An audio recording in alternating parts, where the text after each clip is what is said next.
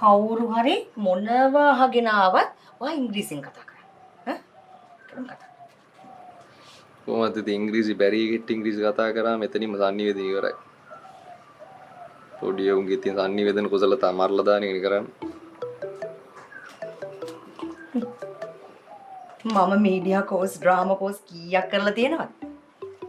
ඔයා එන්න එපා මට සංනිවේදනය උගන්වන්න මම හොඳට සංනිවේදනය දන්නවා. ප්‍රසාදයක් බැඳගෙන මගේ ආර්ට් ටීම් එක මරුණ මිසක් තාම මගේ ඇතුලේ ආටිස්ට් ජීවත් වෙනවා.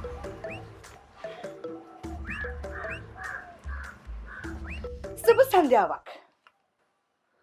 ලෝකයේ සිව් දෙස තොරතුරු ඔබ වෙත ගෙන එන දස දිග දස අත සමගින් මම චංචලා සප්‍රමාදු.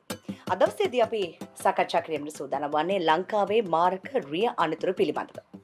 ලංකාවේ රිය අනතුරු වලින් අද දවසේ මියගිය සංඛ්‍යාව පුද්ගලයන් 43 දෙනෙක්. එහෙනම් මේ රිය අනතුරු වළක්වා ගැනීම සඳහා අපට ගත හැකි ක්‍රියාමාර්ග මොනවාද? මේ සම්බන්ධව සාකච්ඡා කිරීම සඳහා දවසේදී අප හා සම්බන්ධ වෙනවා නියුච්ච පොලිස්පති අද කාලේ හාල් කෑලි කීයකට මේ වගේ ප්‍රසන්ට් කරන්න පුළුවන්ද? ඒ කාලේ තමයි සන්තෘෂ් කාලේ